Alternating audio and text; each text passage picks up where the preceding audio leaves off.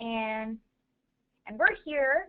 Hi everyone, this is Sarah and Jordan, and we're here to go over your member monthly paperwork with you. So hopefully this will work out, and this will be a good way of sharing this information with you.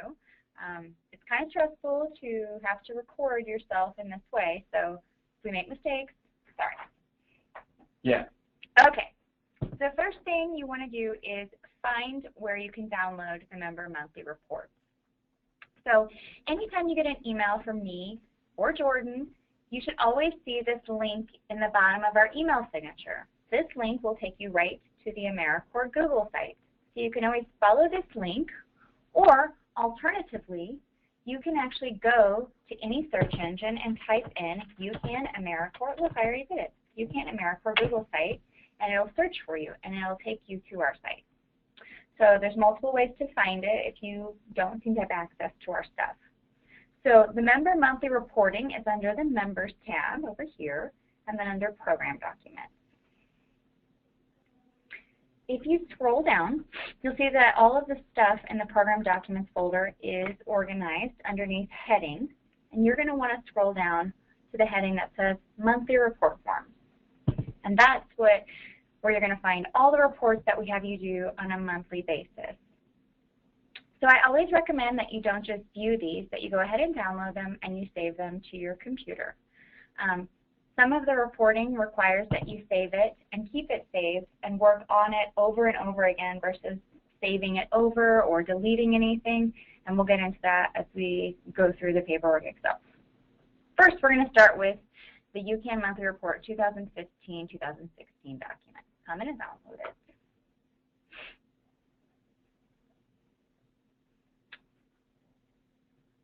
All right.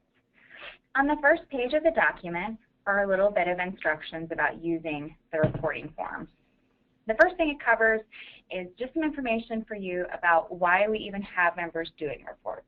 So all members are expected to do reports basically to justify us having an AmeriCorps program. We tell the Corporation for National and Community Service that you are going to do X, Y, and Z things, and then your reports prove that you're doing it. And so we take all of your reports and we compile all the data that all 18 of you are doing, and then we create master reports that we send to the corporation. And like I said, they help use this to justify continued funding for our AmeriCorps program. It also lets us know a little bit more about what you're doing at your site. It can inform future performance measures that we write for the program, kind of seeing what members are doing and what kind of the outcomes are. And then we also take some of this information and disseminate it to the public to sort of tell the story of all the great work that you're doing. So as far as submitting your monthly reports, in general, reports are due on the 5th day of the month, unless the 5th falls on a Saturday or Sunday. So that's all articulated on your calendar for you. But it's due generally on the 5th day of the month and by 5 p.m. on that day. So you essentially have a couple of days to sort of wrap up the previous month, put your stuff in the mail, email stuff to us, and get it to us by 5 p.m. on the due date.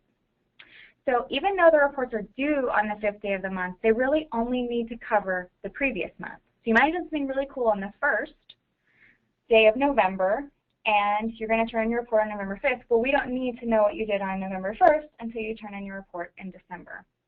So that's always important to keep in mind. So if we're doing reports that reflect only a certain time period, we don't want to know what you did that's outside of that time period.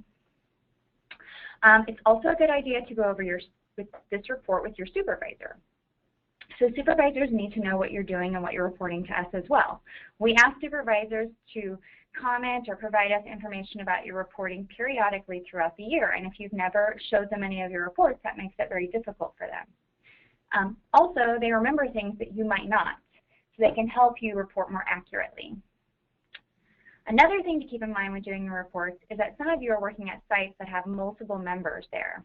So let's say, for example, that you hosted a volunteer, like an event for your organization, and both you and another member were both overseeing all the volunteers that came and helped out that day. Well, you need to check in with one another and see which of you is going to report the volunteers or if you're going to divide them. Please don't have you both report the volunteers on each of your individual reports.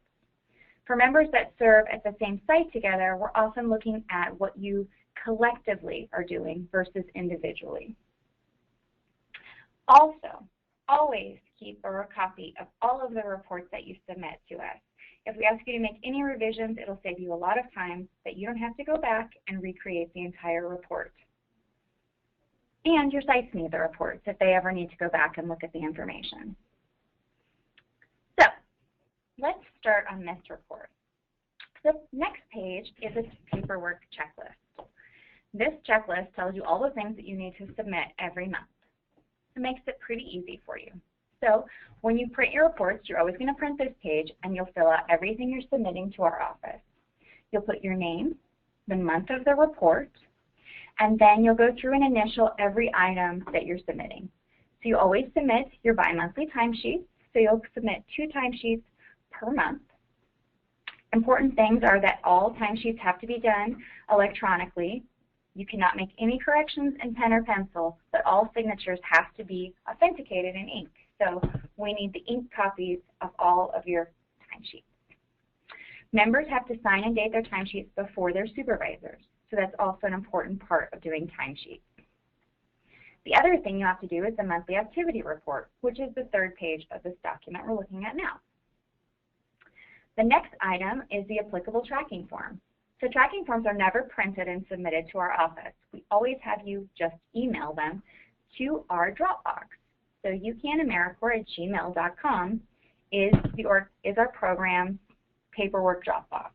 So anytime you're sending us monthly paperwork, you'll just go ahead and email it to that email address.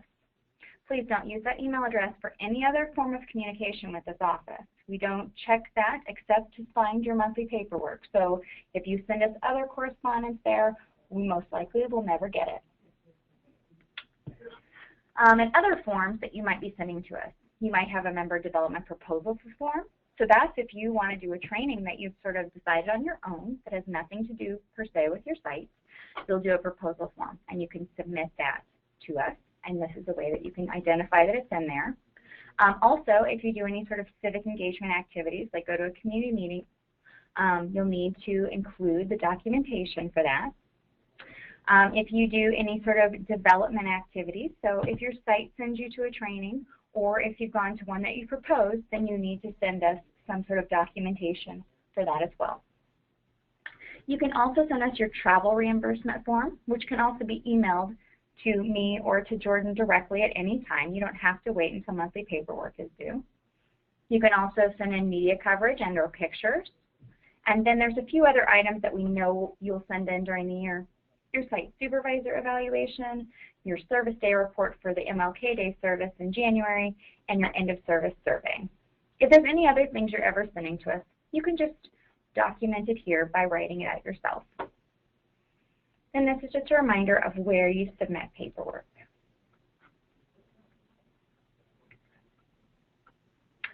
So here is the monthly activity report. So you'll note that you need to fill in your name, the reporting period, which is the month that the report covers. You need to sign and date it, and then your supervisor needs to sign and date it after you. So the first question is to write a brief paragraph stating how your achievements this month are helping make the project stronger and are providing for long-term sustainability. This is a great conversation to have with your supervisor. You might not be thinking when you first start your project about how you can sustain the work after you're no longer there, but it's something that all members should be keeping in mind in some way or another. That just might mean documenting the curriculum that you're creating to work with kids, or keeping the volunteer recruitment flyers you're using, anything that you're using in your project. So think about it, have a conversation with your supervisor about what you're doing that's helping make your project stronger for the long term. The second category is stories of interest. So stories of interest, we're asking that you write us a story telling us about how your project has impacted an individual or a group of individuals during that previous month. Alternatively, you can also write a reflection story about something that you've learned and that you've had an experience with during your project. The important thing to know is that we do not consider a sentence a story, so you need to take some time and write out your thoughts about something that's happened. If you're really struggling and can't come up with a story, give me or Jordan a call and we can talk about what challenges you're having and what you've been doing for the previous month. Number 3, if you work together with another National Service member on projects or developing collaborative aspects, then let us know what you're doing. For example, if you decide that you want to reach out to another member serving at another project site and see how you guys can collaborate and do better service for your clients, that's a great thing to share with us. We'd love to hear stories about how our members are working together to expand service. Number 4, please describe any volunteer activities that you've done in the community that's outside of your regular assignment. So this is one of those civic engagement components. If you're volunteering for the up to 16 hours you have during the service year, then you want to document here where you were actually volunteering, who was overseeing you, and how we might contact them. And then lastly, have you developed any resources that are valuable to the community that are not listed as part of your service assignment? Sometimes members and/or site supervisors come up with an additional project that wasn't in the original application for the member service project. And as part of that, they'll end up sharing with us in the report section what they've done or what they've developed. Not every member is going to have an answer for this question, so don't worry if you have nothing to say for question number 5. So that concludes what's included on the UCAN monthly activity report. Do you think I covered it all, Jordan? Yep. Okay. So we'll go ahead and we'll move on to one of the next components in our time. So next we'll do the timesheet.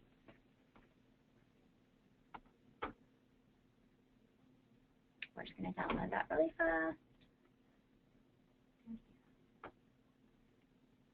All right.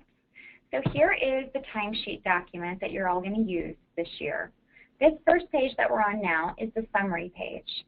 This will summarize what you put on all of your timesheets throughout your entire year of service. You'll enter your name here, which we'll go ahead and enter my name, and then my host site, which is UCAN. And then that's all we really need to enter on this page this year.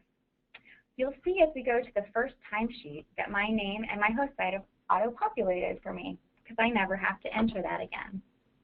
So my first day of service this year was August 26th, and we had an orientation and training. So if you notice, if you put any comments in this column, under the training column, you're going to need to make sure that you put a comment explaining what hours you put in this column.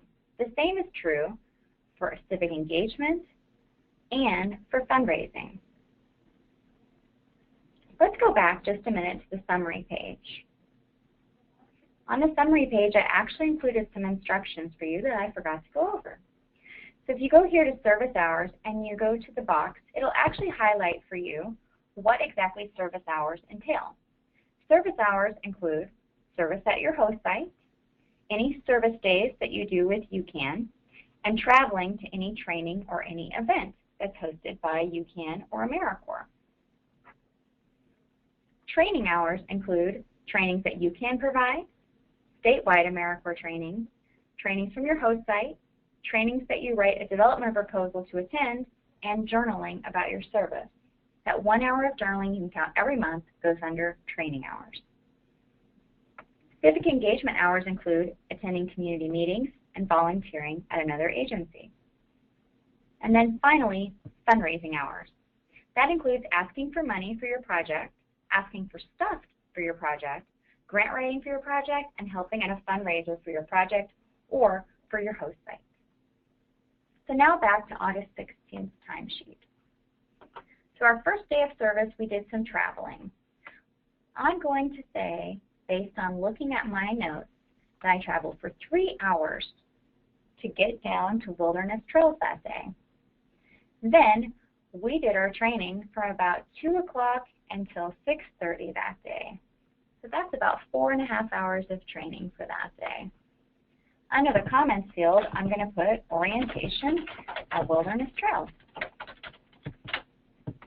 Now on the next day, we got up and we started our training at around 8:30, and then we trained until about 5:30 with an hour lunch break. So 8:30 to 5:30. Let's see, 9:30, 10:30, 11:30, 12:30, 1:30, 2:30, 3:30, 4:30, 5:30. That's 9 hours minus 1, 8 hours of training. and put the same comment. Then on the last day, we traveled.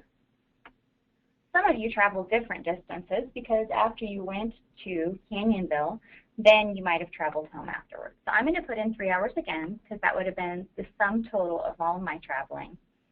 And then we did our training with the supervisors for about 3 hours. These are just me remembering off the top of my head. You can always look back at the agenda if you want to see how many training hours there were. And then on that next Monday, I went to my site and I spent about 5 hours there, and then they also did some orientation with me about policies and procedures. So I'm going to put policy and procedure training at UCA. Now, this timesheet is all complete. When I'm finished with my timesheets, I can print them out, and then I'm going to sign and date them and have my supervisor sign and date them. I don't need to turn in this timesheet until the paperwork for August is due.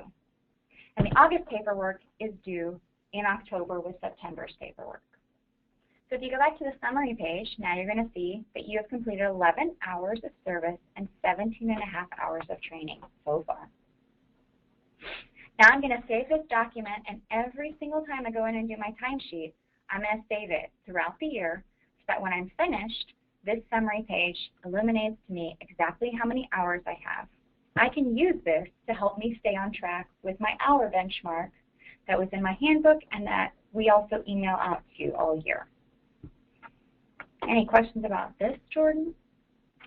I think you covered it all. Okay. So the next document that we're going to cover is the tracking report form. So just like the timesheet, the tracking report forms need to be continuous all year. So you're always going to build upon what you put in the previous month. So the first tab I'm going to look at is the Education tab. So I'm not sure what to report here, so I put some comments in for you. So people who report on this tab, you're going to answer this question in the affirmative. Did you play a pivotal role in delivering programs that will improve youth school connectedness, a key element improving educational and health outcomes? These are some of the examples. So doing field trips, providing after-school programming, tutoring, working with children one-on-one, creating inclusive service environments, doing service learning, any of those sort of things where the outcome is about youth educational attainment. So you're going to put the date. So let's say maybe the first time I worked with kids to provide an activity was on 9/3/15. And what I did was I worked to do an introduction, I can't type very well, to cooking. I had 3 people come, and it was the first time I'd worked with any of them. So one of the things here is we also put another note for you. Anytime you see a red arrow, there's always an instruction for you in case you can't remember. So the first time you provide an activity to a youth, make sure you indicate that they're first-time participants. Even if you're a second-year member and you're serving at the same site and you've already worked with them, we do this by year. So everyone is a first-time participant the first time you work with them, because this is the column that we're using to track all the people that you work with. And then what tool did I use? So I used a login sheet. The next time I worked with kids was on the 10th of the month. And we did a follow-up on making cookies. We covered that in our introduction class, hypothetically speaking. So I had 5 kids come to this, and only 2 of them were new. You can see now I've worked with a total of 5 kids, if you look at the sum here. And I actually came up with a more perfected login sheet. So I actually have a sign-in sheet now that I have each of the kids sign in on when they start working with me. Every site is going to track kids differently, and some sites will have a good system for this and some will not. But it is your responsibility to make sure that you're tracking all the kids that you're working with. So if there's not any sort of formalized tracking, what you need to do is be making a list of all the kids you're working with every time you're working with kids. This is going to help you keep track of how many first-time participants you're working with so we can get a good count that is unduplicated of all the kids you're working with in any capacity or any people that you're working with. So that is what you track on the education form. So I'm going to save this, and then when it comes back in October, I'm going to simply do exactly the same thing. So on October, let's see, 2nd, I'm going to, do a class on, what would be a good thing? Oh, pumpkins, yes, because it's October. And I'm going to work with 10 kids, and then maybe 8 of them are new, because only 2 kids from that I worked with before show up to this class. So you can see that I'm keeping all the information on the same sheet. I'm never going to erase old information. I'm just going to add to it every month. The next tab is called Service Delivery. So who needs to be tracking on this tab? If you go up to the date box and the little red arrow, you'll see. Did you play a pivotal role in providing activities that strengthen your organization's capacity to improve the economic success or health of families and individuals? So the kind of activities that will fall under here is mentoring teams about careers, providing job skills training, doing financial literacy classes, doing health or nutrition education, providing referrals to healthcare services, and offering fitness activities. So this really encompasses a lot of different kinds of activities, but as long as it's within the realm of helping people find financial stability or also providing them with greater health, then this is where you're going to report those people. So let's say, for example, if I taught the same kind of courses, but I was going to, maybe on the 11th of September, I actually do one that's a nutrition education program. So I was doing cooking before, but the point was about reinforcing some science concepts or something from their educational experience, and this is really about nutrition ed, and it was a totally different course. And I worked with maybe 5 kids. Well, they might have been some of the same kids I worked with in education, but this is a completely different component and aspect of what I'm teaching them. So I'm going to put them on both pages. Any questions about that? Okay. The third tab down here is volunteer tracking. So for volunteer tracking, it's nice because you can literally enter every volunteer you work with all year on this exact same page, and you do it by the volunteer. So if you go under volunteer name, one of the instructions for you is that you cannot list AmeriCorps members on your report. The Corporation for National Community Service doesn't consider AmeriCorps members leverage or community volunteers. And they technically really aren't community volunteers because you guys were only technically serving for 1 year in our community. And many of you will move on after your service. So let's say I recruited a volunteer to work in my program, and her name is Jennifer Dodson. I just made this name up. I don't know Jennifer Dodson. And then I'm going to say, what's the description of the volunteer activity or position title? Oh, this is good to know. Professionals that volunteer their professional services, like doctors and lawyers, should be counted for under in-kind donations, not as volunteers. That's interesting. We'll look at that more on the next tab that covers donations. So what Jennifer did was she did some prepping for our cooking class. And the date she first volunteered at the site, well, she volunteered with me. The first time she volunteered with me was 9/11/15. So if someone's been a continuing volunteer and volunteering year after year, you still need to account for them on this form. And you need to account for when they first volunteered with you, because we want to see when you first started supporting this volunteer, not how long they've been volunteering with your organization overall. Then it's asking me some questions about Jennifer's identity. So, is Jennifer a baby boomer? Yes, no. Well, I don't know what a baby boomer is. So fortunately, there's a little red arrow here. Oh, that means she was born between 1946 and 1964. Where might you get that information, you might ask? Well, if you have your volunteers do an application to volunteer with your project, then it usually includes their date of birth. You can also ask people for their date of birth. It's not usually offensive when you're taking records for your own record keeping with volunteer management. In this case, I'm going to say Jennifer is no, not a baby boomer. Is she under 18 years of age? No. Is she a disadvantaged youth or child? I'm not sure what that means. And then there's an explanation for you. So children and youth up to the age of 25 with exceptional or special needs or who are economically disadvantaged for one of the following reasons are considered disadvantaged youth or child. So in my hypothetical scenario, Jennifer is about 27 years old. So I'm going to say she is not a disadvantaged child. Is she a college student? Well, the definition of a college student is anyone who's enrolled in a degree-seeking program at a community, professional, or technical college. And actually, I'm going to say Jennifer is a college student.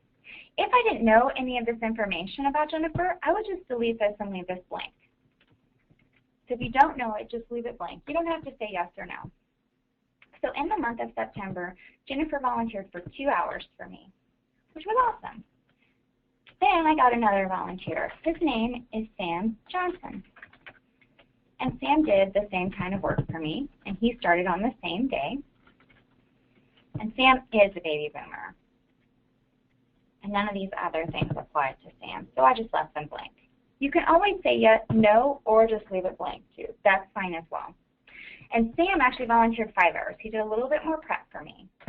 Then in October, Jennifer came back and did 1 more hour, and Sam did 10.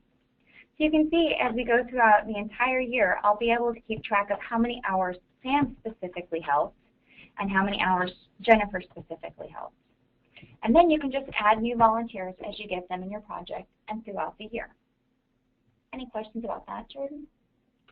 Nope. All right. The last tab here is the Donations tab. So on the Donations tab, you might not know what to account for here either. So we did put some more instructions. So you're going to use this form to keep track of any donations you receive. That's in-kind or monetary donations. So I'll give you some examples. So a monetary donation is pretty straightforward.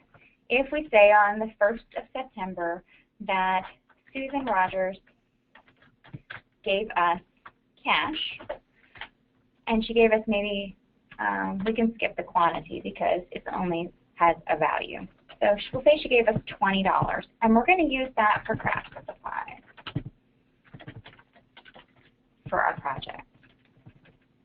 Another example of an in-kind donation of stuff is that we might have gone to Safeway, for example, and we'll ask Safeway to donate us some bottled water. And they're going to donate us 1 case of bottled water, and that might be worth $5. And the use for that is that we're going to have bottled water for our volunteers. An additional example of a donated service is going to be a donated service of someone's professional service. So around Christmas time, I go to M&M Printers, and I ask them to do to print for me a printing of, let's say, 500 Christmas cards. And the quantity is that they're going to do 500 cards, and the value of their service to us is going to be worth, let's say, about $45. So we're going to use these as thank you cards to our volunteers. An additional kind of in-kind service that you might get is actually having someone come and provide their own professional service at your site. So instead of doing a service for you for free, like giving you a bunch of holiday cards that they printed, you might have someone come. So let's say that in January 16, that we have George Roberts, and he comes and he does carpentry work for us, and he does 2 hours for us, and that in his business is worth the equivalent of $60. And what we had him do was we had him build some shelving for our cooking supply. So all of these things are examples of donations that people might make to your project and how you would account for them. Sometimes members write grants too, and if you want to, you can also include that sort of reporting on this form as well. You're not required to, but I love knowing if people are helping out with stuff. So let's say that in, let's say also, maybe at the beginning of February, I wrote a grant to Solve. and I'm going to say that I did it as a grant writing, and I'm going to skip that. And the value that I asked from them was to give us $150 for a cleanup project. Oops, you look down for 1 second. And what I'm going to say here too, because it's a grant, is that I'm going to say that I will know the date that it's funded. It's supposed to be in May. So when it comes back to May, and I actually know if I got the money, I might end up changing this value. But just so I have an idea of what you're writing a grant for, and then later if you get the money. So this is another way you can include that information on this reporting form. Any questions you have, Jordan, that you can think of? No. Awesome. I think Sarah covered it. All right. So I want to bring up really quickly some of the other forms on the Google site that you might end up using. So if you look up here, here's the member development proposal form. So if you have a training that you would like to take that's totally directed by you, nothing that your site is necessarily asking you to do, then you're going to probably want to do a member development form. So this form you'll print out and you'll put your name, where you're serving, and the date, and then what proposed training or development activity you're doing. So the example we did a lot on the interviews was, let's say you were going to take a Spanish class just because you were interested in improving your Spanish speaking skills. So you would put Spanish class at the local community college. How many hours of this training are you planning to count? So if you look at the schedule, maybe you're going 2 times a week for 1 hour to Spanish class. So it's 2 hours a week, and it's an 8-week class. So it's 16 hours plus you probably will build in a little bit of time to actually do your schoolwork. So if you did an hour extra each week, that'd be 3 hours. So 24 hours is how many hours you might spend in the Spanish class across the 2 hours in class and 1 hour of studying. Then you're going to detail what activity you're proposing, what the desired outcome of that would be for you, and that just might be as simple as improving your Spanish speaking. How is it going to improve your understanding or connection to national service? So it may or may not. So if you can think of a way that it does, let me know. And if it doesn't, you can just say, I can't think of a way that it does. Will it improve your ability to serve at your placement site? It's very likely that improving your Spanish speaking skills could improve your ability at your site. And how will this improve my personal life skills? And so you can reflect on those. When you finish this development form, you're going to sign and date it. Have your supervisor sign and date it that they have no problem with you attending this course and that it's not going to interfere with your site. And then you send it to me to give final approval. Once it is completely approved by your supervisor and then by our office, you can start counting that time on your timesheet, but not before. Other things that you might want to download or look at are the mileage form. So if you ever do any traveling for the program that's coming to a team meeting or also traveling in any capacity we ask you to, this has nothing to do with your site. So if your site has you traveling, you don't get a reimbursement from us. You get a reimbursement from your site. But if you are doing any traveling, this is the mileage reimbursement form. I'm going to change the view so it's a little easier for you to see. Where you'll put your name, you put the date, the destination, the reason for the trip, and the number of people in your carpool. You'll notice in the update emails you get from Jordan, he always articulates a little bit about the carpools for each of the trainings that you know. And then when you print it, you're going to sign it, and you're going to put the address where we should send the check, and then you send this to our office. Now you can email these to our office. They don't require an original signature, or you can fax them to us, and then I'll process it for reimbursement and get that out to you. An important thing to know is that you only have 30 days to process a reimbursement request. So if you don't get it into us within those 30 days, you won't be reimbursed for any driving that you do. I'm going to close that. Let me see if there's any other documents I want to show you at this time. Oh, here's a good one. The time off request form. Like we mentioned in the training, you're going to get some time off with the program. That's the 2 weeks, the one at the holiday season and one at spring break. But if you want to take off any additional hours or you'd like to swap that time, then you need to fill out this form. It's pretty straightforward. You just include your name, what the request dates are, and then a little explanation about what you're taking the time off for. You're going to sign it, put your date, have your supervisor sign and date it, and then you send it to our office for approval. Once the time off request is approved, then you know that you can take the time off.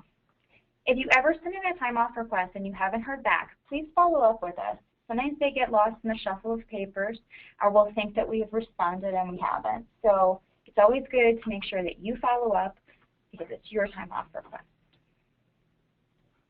I think that's everything I wanted to go over with them today, Jordan. Can you think of anything else?